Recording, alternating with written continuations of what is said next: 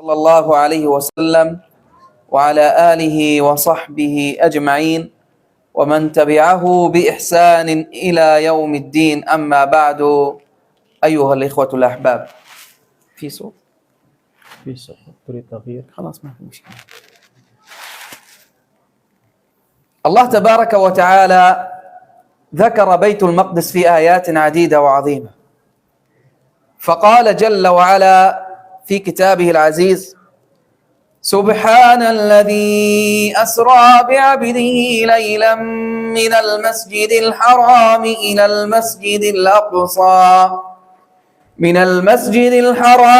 المسجد الأقصى الذي باركنا حوله لنريه من آياتنا إنه هو السميع البصير. الله تبارك وتعالى يمجد نفسه قائلا سبحان، أي سبحان الله الذي أسرى بعبده محمد صلى الله عليه وسلم من مكة إلى بيت المقدس، إلى المسجد الأقصى المبارك، ليلة الإسراء والمعراج، حينما أسري بالنبي صلى الله عليه وسلم من المسجد الحرام إلى المسجد الأقصى. ثم قال جل وعلا: الذي باركنا حوله.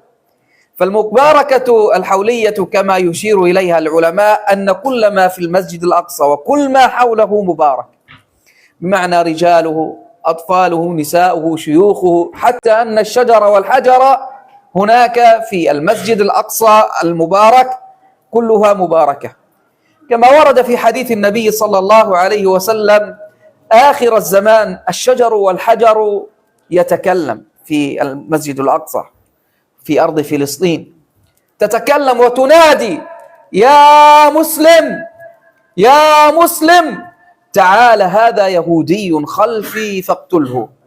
لم تنادي أهل فلسطين dari mana فلسطين تعال اقتل هذا يهودي اقتله، لا، بل تقول وتنادي يا مسلم، جميع المسلمين. وفي هذه دلالة على أن المسجد الأقصى المبارك مسؤولية كل إنسان مسلم، من واجبه أن يدافع عن المسجد الأقصى المبارك. Bismillahirrahmanirrahim. Ba'da tahmid kepada Allah Azza wa Jalla dan salawat serta salam kepada Nabi kita Nabi Muhammad sallallahu alaihi wasallam. Pada yang kami hormati DKM Yayasan dengan seluruh jajarannya, bapak-bapak, ibu-ibu, para santri, jamaah salat Isya dan salat tarawih Masjid Hasan Al-Fatih yang dirahmati Allah. Allah Subhanahu wa Ta'ala telah menyebutkan tentang keberkahan bumi Palestina, tentang Baitul Maqdis dalam beberapa ayat di dalam Al-Quran. Tidak hanya satu ayat, tapi ada beberapa ayat. Di antara ayat yang menyebutkan tentang keberkahan ini terdapat di dalam surah Al-Isra, ayat yang pertama. Maha suci Allah yang telah memperjalankan hambanya dari Masjidil Haram ke Masjidil Aqsa, yang kami berkahi di sekelilingnya. Sesungguhnya Allah Maha mendengar lagi Maha melihat. Di dalam ayat ini Allah Subhanahu wa Ta'ala membuka firman Allah dengan memuji dirinya. Ini menunjukkan betapa agung peristiwa yang akan dikisahkan di dalam ayat ini, yaitu sebuah peristiwa yang dahsyat yang merupakan bagian dari mukjizat Nabi Muhammad sallallahu alaihi wasallam, di mana Allah Subhanahu wa Ta'ala pada malam itu memperjalankan Nabi kita Nabi Muhammad sallallahu alaihi wasallam dari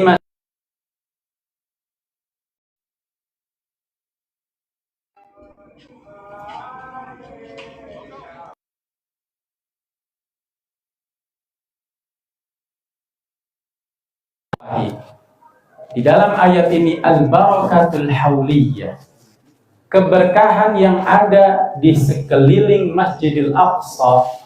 Para ulama menjelaskan bahwa itu tidak hanya mencakup keberkahan di sekitar kompleks Masjidil Aqsa, tapi dia juga mencakup keberkahan tanah air yang ada di sekelilingnya. Negeri-negeri yang ada di sekelilingnya, termasuk di dalamnya adalah orang-orangnya, laki-lakinya, perempuannya, orang tuanya, anak-anaknya, para mujahidinnya, bahkan pepohonan dan bebatuan juga berkah di negeri Palestina.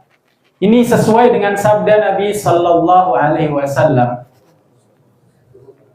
di mana ribuan tahun yang lalu Nabi Sallallahu Alaihi Wasallam telah memberikan visinya yang sangat jauh tentang masa depan, di mana bagian daripada ciri-ciri hari kiamat nanti, ketika akan terjadi peperangan antara kaum muslimin dengan orang-orang Yahudi.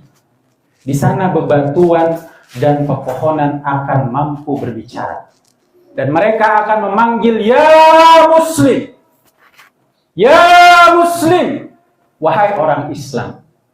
Padahal kita sama-sama ketahui bahwa yang tinggal di sekitar Masjidil Aqsa adalah orang-orang Arab, orang-orang Palestina, tetapi bebatuan dan pepohonan akan memanggil, wahai umat Islam. Maka hadis ini menjadi dalil, ayat suci Al-Quran ini menjadi dalil bahwa sesungguhnya tanggung jawab pembebasan negeri para nabi, kiblat pertama kaum muslimin, tanah haram yang ketiga, dan negeri Isra Mi'raj ini adalah merupakan tanggung jawab kita bersama. Takbir! الله تبارك وتعالى ذكر فضل بيت المقدس في آيات عديدة من القرآن الكريم، فقال جل وعلا: ونجيناه ولوطا إلى الأرض التي بارك الله فيها للعالمين. أي أن الله تبارك وتعالى نجى نبينا إبراهيم عليه السلام ونبينا لوط عليهم السلام إلى أرض فلسطين التي بارك الله فيها للعالمين. فكانت هجرة نبينا إبراهيم عليه السلام إلى أرض فلسطين، وكان مماته أيضا في أرض فلسطين. Jamaah salat Isya dan salat tarawih Masjid Hasan Al-Fatih rahimakumullah. Di dalam ayat yang lain yang berbicara tentang keberkahan dan bumi Palestina adalah di dalam firman Allah Subhanahu wa taala, dan kami telah selamatkan dia, Nabi Ibrahim alaihissalam, dan juga Nabi Lut, keponakan Nabi Ibrahim, dari Babilonia, dan mereka berhijrah ke bumi yang barakna fiha, yang kami berikan keberkahan di dalamnya, lil alamin, untuk seluruh alam semesta. Jadi ayat ini merupakan ayat yang sangat tegas, di mana sebagaimana kita ketahui bahwa Nabi Ibrahim di dalam sejarahnya beliau berhijrah ke tanah Palestina, dan sampai sekarang kuburannya ada di kota Al-Khalil, kota Hebron yang kita kenal. Dan ini adalah merupakan sebuah tanah, di dalam ayat ini tanah Palestina adalah tanah yang diberkahi, tidak hanya untuk orang-orang Palestina, tapi juga lil alamin, untuk seluruh alam semesta. أيها الإخوة الكرام، الاحتلال الإسرائيلي يشن حربا على غزة منذ أكثر من عامين، وقد قتل أكثر من 75,000 فلسطيني. هؤلاء الشهداء معظمهم من النساء والأطفال والشيوخ وكبار السن، حتى أن يوجد في غزة أكثر من 50,000 يتيم فقدوا والديهم خلال عامين الحرب. 50,000 يتيم. هؤلاء الأيتام يحتاجون إلى من يقف معهم ويساندهم، يحتاجون إلى من يتكافلهم ويرعاهم، يحتاجون إلى من يعوضهم فقد والديهم ويعوضهم حنانهم ويعلمهم. وأخبرنا النبي صلى الله عليه وسلم في الحديث ورغبنا في ذلك، فقال النبي صلى الله عليه وسلم: أنا وكافل اليتيم كهاتين في الجنة. أنا وكافل اليتيم كهاتين في الجنة. يقول الإمام ابن حجر رحمه الله معقبا على هذا الحديث: كان حقا على من سمع هذا الحديث أن يعمل به. لماذا أحبابي في الله؟ لأنه يكون رفيقا للنبي صلى الله عليه وسلم في الجنة. إذن أحبابي الكرام، أعظم منزلة في الجنة أن تكون رفيقا للنبي صلى الله عليه وسلم. فبكفالتك للأيتام الله تبارك وتعالى يجعلك رفيقا للنبي صلى الله عليه وسلم في الفردوس الأعلى من الجنة. هل يصعب علينا أن نتكفل يتيما؟ لا يصعب علينا، لأنه أحباب الكرام ربما كل واحد عندنا 3 من الأولاد أو 4 أو 5، لو أضفنا لهم واحد نصرف عليه وننفق عليه من المال كما ننفق على أبنائنا، فبذلك الله تبارك وتعالى يدخلك الجنة برفقة النبي صلى الله عليه وسلم. Jamaah salat Isya dan salat Tarawih Masjid Hasan Al-Fatih rahimakumullah. Sebagaimana yang kita sudah ketahui bersama bahwa ada sejarah panjang peperangan penjajahan yang dilakukan oleh negara Zionis terhadap kaum muslimin di Palestina. Peperangan yang paling terakhir adalah sejak 2000 tahun dan itu belum berhenti sampai detik ini. Ya, perang yang dilancarkan ini disebut sebagai perang genosida, pembunuhan massal. Ya. Karena dalam sekali bom ya, bisa jatuh korban hingga 600 orang. Dan tidak kurang hingga saat ini angkanya adalah sekitar tidak kurang 75.000 kaum muslimin Palestina yang sudah gugur menjadi syuhada. Semoga Allah Subhanahu wa taala menerima roh-roh para syuhada. Amin. Dan mereka rata-rata adalah kaum wanita dan anak-anak. Belum lagi mereka, ya Syekh tidak menyebutkan tadi angka mereka yang sudah cacat, ya. Cacat, luka-luka, masih belum bisa berobat keluar karena perbatasan masih ditahan-tahan, ya. Itu jumlahnya tidak kurang dari 100.000, ya. 80% bangunan sudah habis, tidak ada sekolah, tidak ada universitas, rumah-rumah semua tinggal di tenda-tenda. Masjid, kalau Bapak tahu, Ibu, 93% dihabiskan. Jadi mereka, kita sholat alhamdulillah terang benderang. Di sana mereka sholat dalam kegelapan, kedinginan, di tengah puing-puing reruntuhan masjid yang mereka ratakan kembali, ya, bangun dengan kayu-kayu, dengan nilon, ya, dan mereka sholat, alhamdulillah masih bisa sholat. Jadi angka yatim yang saya sebutkan tadi tidak kurang dari 50.000 anak-anak yang telah kehilangan orang tuanya. Di sini alhamdulillah banyak santri, ya, mudah-mudahan semua orang tuanya masih sehat walafiat. Ya. Di sana anak-anak Palestina ya tidak kurang dari 50.000 yang sudah kehilangan bapak ibunya, kehilangan kasih sayang orang yang sekedar mengelus kepalanya, kehilangan orang yang bisa memberikan apalagi jajanan. Ya makanan saja banyak yang tidak dapat makanan. Anak-anak di sana pada kondisi musim dingin seperti ini banyak yang meninggal karena kurang panas tubuhnya dari makanan, ya, karena musim dingin di sana lebih dingin, ya. Kurang selimut pakaian, ya. Kita alhamdulillah selimut kita, pakaian kita ada di sana, mereka kekurangan pakaian, kekurangan makanan, ya, anak-anak khususnya, ya. Tidak pergi ke sekolah karena sekolahnya sudah hancur.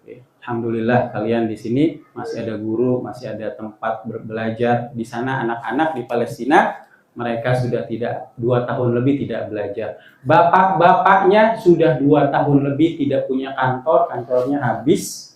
Mereka tidak memiliki sumber penghasilan untuk bisa menafkahi istrinya, anaknya. Jadi kondisinya memang sangat menyedihkan. Nah, terkhusus dengan kondisi yatim, Nabi Shallallahu Alaihi Wasallam telah bersabda ribuan tahun yang lalu bahwa ana wa kafilul yatim, aku dengan kafil, orang yang menjamin kebutuhan anak yatim, itu seperti 2 jari ini di surga, antara jari tengah dan jari telunjuk. Imam Ibnu Hajar menjelaskan tentang hadis ini, cukup bagi seorang yang mendengar hadis ini untuk mengamalkannya. Mengapa? Mengapa cukup? Karena dengan sekedar mengamalkan hadis menjadi seorang kafil yatim, hanya sekedar menambah beban anak-anak yang sudah biasa bapak-bapak lakukan di rumah, memperhatikan satu saja, itu sudah bisa menjadi jaminan kita untuk masuk surga. Bukan hanya masuk surga di bawah gembel surga, bukan. Surga yang paling bawah, bukan. Surga yang paling tinggi, surga Firdaus, menjadi sahabat dekat Nabi Sallallahu Alaihi Wasallam. Semoga Allah mudahkan kita untuk bisa membantu saudara-saudara kita di Palestina. Allahumma amin. آمين يا رب العالمين. أخواني الكرام، الاحتلال الإسرائيلي لقد هدم أكثر من 80% من قطاع غزة، دمر البنى التحتية والمساجد والبيوت والمدارس والمستشفيات، قام بقصف كل شيء، حتى أنه في مسجد التابعين أثناء صلاة الفجر قصف مسجد التابعين عند تكبيرة الإحرام بالمتفجرات التي تزن 2000 كيلوغرام من المتفجرات، حتى أصبحت أجساد هؤلاء الشهداء عبارة عن قطع صغيرة من اللحم اختلطت دماءهم وأجسادهم بعضها ببعض من شدة قوة هذه الصواريخ، حتى أن أهالي الشهداء لم يستطيعوا أن يتعرفوا على أبنائهم أو أزواجهم أو إخوانهم، وحينما ذهبوا إلى المستشفى ليأخذوا جثامين أبنائهم كان الأطباء يسألونهم: كم عمر ابنك؟ أم كم عمر زوجك؟ أم كم عمر أباك؟ لأنه أحبابي في الله كانوا لا يسألون عن اسما أو ماذا يلبسون من الثياب، لأنهم لا يميزون بين جثامين هؤلاء الشهداء، كلها عبارة عن قطع صغيرة من اللحم. فلذلك يسألون عن العمر، إن كان عمره 30 يعني ليس كالذي عمره 10 سنوات يعطوا مثلا أهله جثة قطعة كبيرة من اللحم، يعني يأخذ 50 كيلوغرام، فيقولون لا ابني طفل هذا ليس لي، يوزن بالميزان. إذا كان عمره 10 سنوات قال يعطى ب15 كيلوغرام من أجساد هؤلاء الشهداء، وإذا كان عمره 30 يعطى 40، وهكذا أحبابي في الله يعطونهم بكيس من البلاستيك: خذي هذا زوجك، هذا ابنك، هذا أباك، حتى أنهم لم يستطيعوا أن يتعرفوا أو ينظروا إلى أجسادهم، ينظروا إليهم نظرة الوداع، أو أن يضعوا قبلة على جبينهم قبل أن توارى أجسادهم التراب. هذا حال الأمهات في فلسطين. لا حول ولا قوة إلا بالله. Bapak-bapak, ibu-ibu, para santri jamaah salat Isya dan salat tarawih Masjid Hasan Al-Fatih rahimakumullah. Penjajah Zionis ketika mereka melancarkan pembunuhan terhadap saudara-saudara kita di Palestina, mereka melakukannya dengan membabi buta. Tidak membedakan antara apakah itu kaum wanita, anak-anak, pejuang, sivil, militer, semuanya sama. Rumah, batu, pohon, semuanya dihancurkan. Oleh karena itu, angkanya seperti yang sudah kita sebutkan tadi, tidak kurang dari 80% bangunan-bangunan yang ada di Gaza sudah luluh lantak, rata dengan tanah.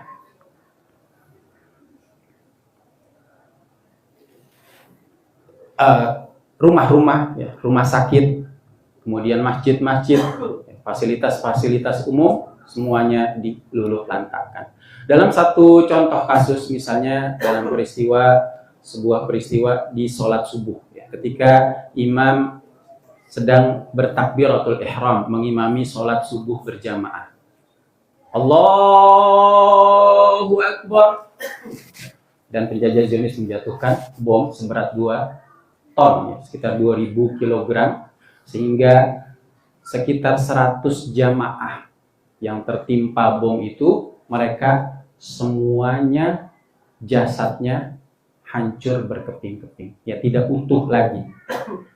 Sehingga Pak tim rescue, dokter yang mengumpulkan jasad-jasad jamaah yang sedang sholat itu, ya, mereka hanya bisa ketika ada yang bertanya, mana tadi suami saya yang mengimami sholat, ya, ibu-ibu bertanya, anak saya mana, ya. Maka dokter hanya bisa menanyakan berapa usianya, tidak bisa lagi menanyakan siapa namanya, ciri-cirinya seperti apa, memakai baju apa, tidak lagi bertanya itu. Yang ditanya adalah berapa usianya. Karena dengan berdasarkan usia itu, potongan-potongan daging itu akan dikumpulkan, dimasukkan ke dalam kresek. Kalau misalnya usianya misalnya berapa, 30 tahun, ya, katakanlah 45 atau 50 kg daging yang dikumpulkan itu, yang sudah bersimbah darah, dan diberikan kepada si ibu. Ini suami kamu, ini anak kamu.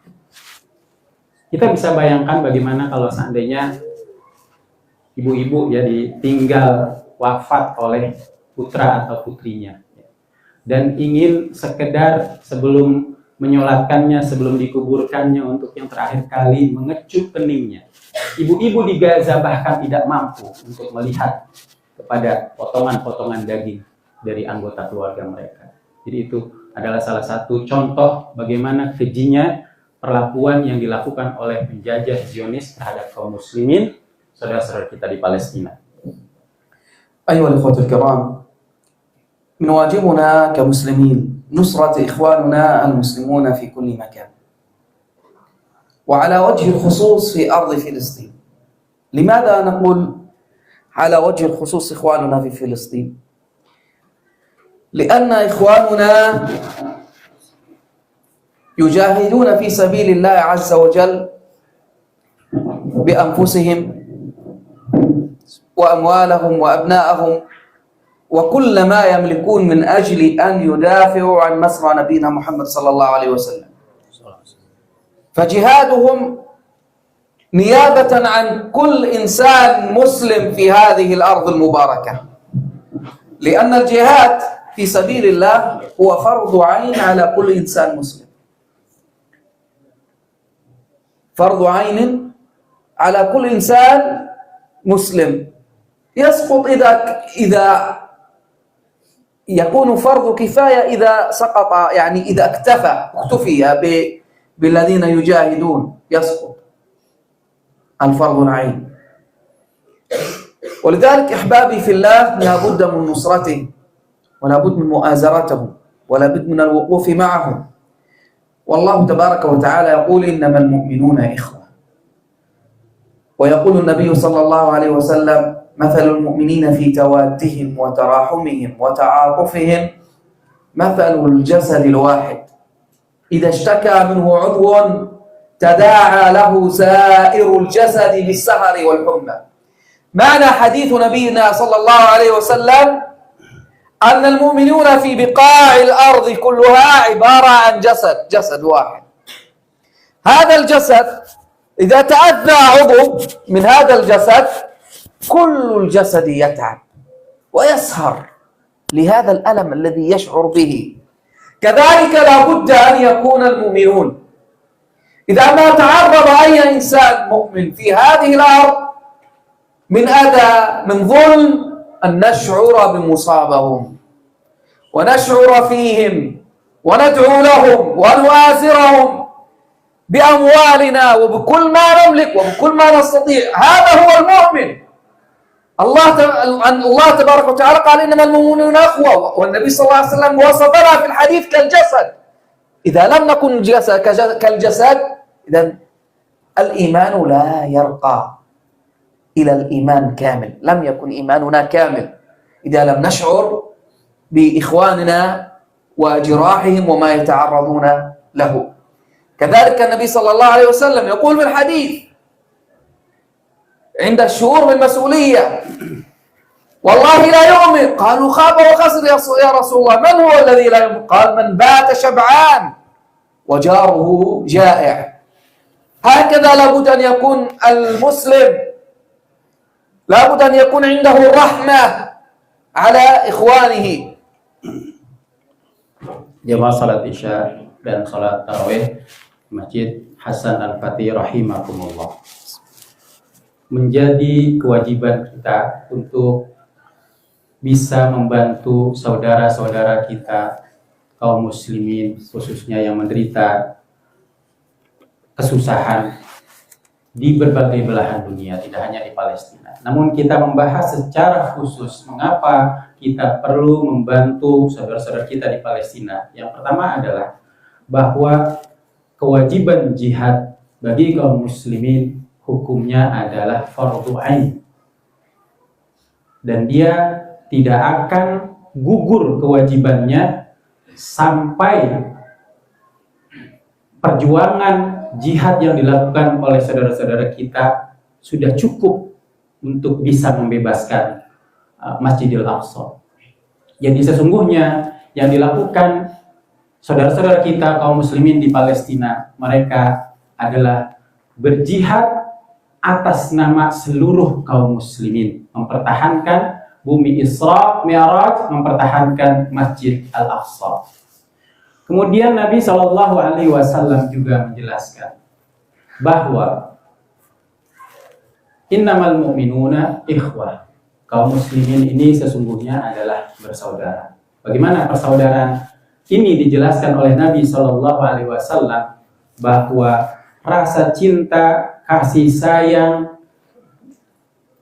yang dimiliki antara sesama kaum muslimin itu adalah bagaikan seperti satu tubuh yang satu.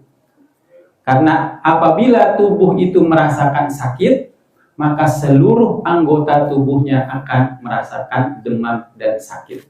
Kita bisa rasakan bagaimana kalau tubuh kita merasa sakit gigi misalnya, tidak bisa tidur. Ya, semua anggota tubuh tidak bisa tidur dan seluruh badan kita merasa kesakitan. Begitulah selayaknya kita sebagai seorang muslim, kita harus bisa mampu merasakan kesusahan yang dirasakan oleh saudara-saudara kita di seluruh belahan dunia, di Sumatera, di Sudan, khususnya di Palestina.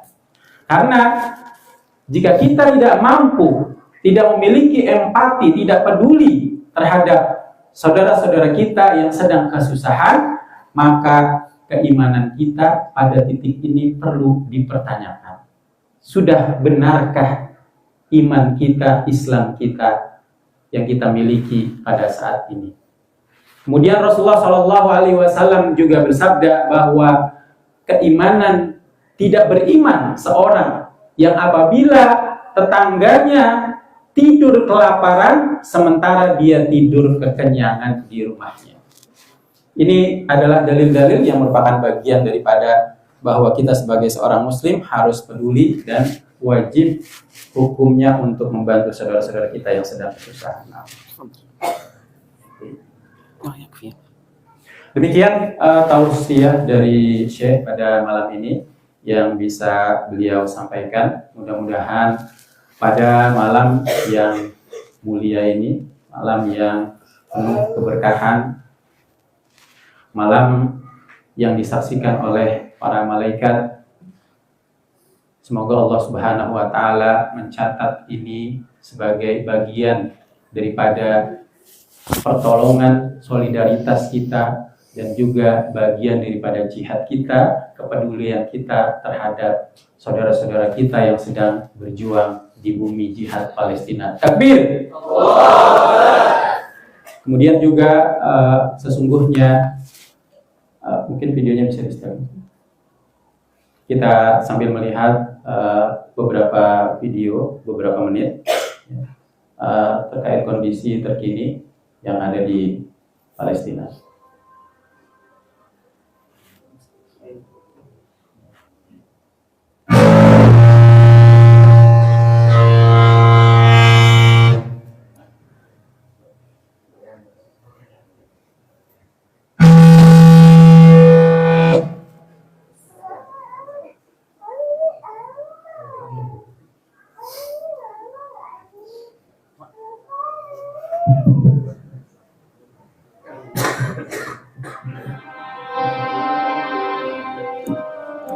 Ini kondisi musim hujan ya, musim dingin pada saat ini,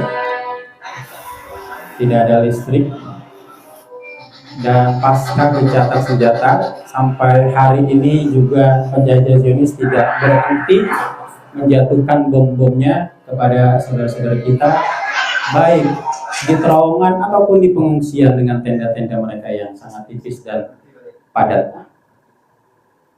Ini adalah korban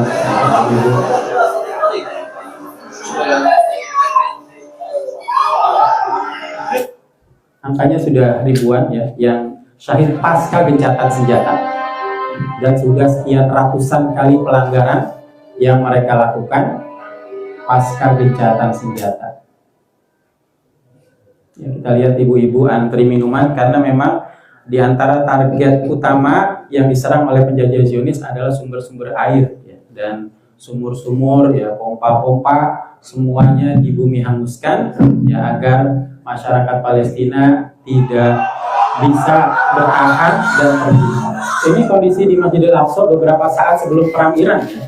Karena setelah perang Iran sudah tidak boleh lagi kaum muslimin masuk ke Masjidil Aqsa ya.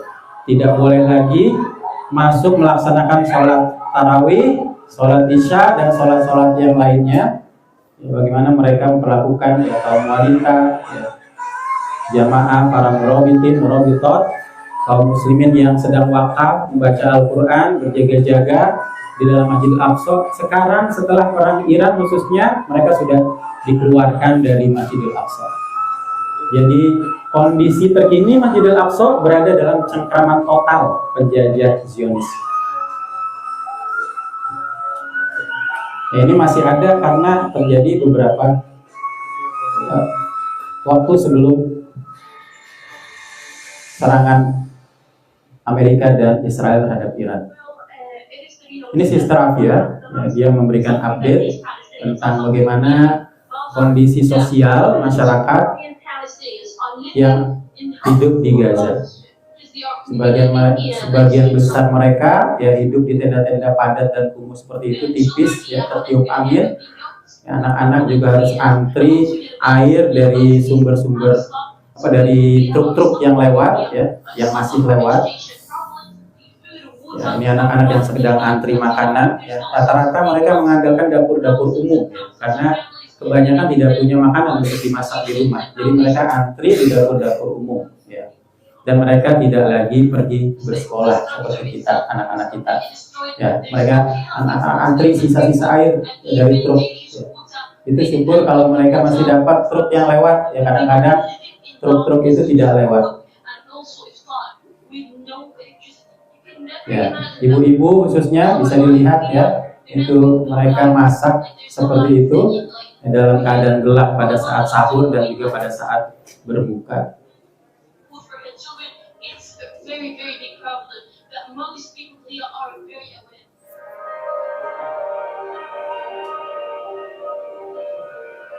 Demikian Bapak dan Ibu yang dirahmati Allah, kalau seandainya saudara-saudara kita di Palestina telah mempersembahkan jiwa-jiwa mereka, harta mereka, dan semua yang mereka miliki, maka sudah sepantasnya kita turut serta dalam jihad kewajiban kita sebagai kaum muslimin.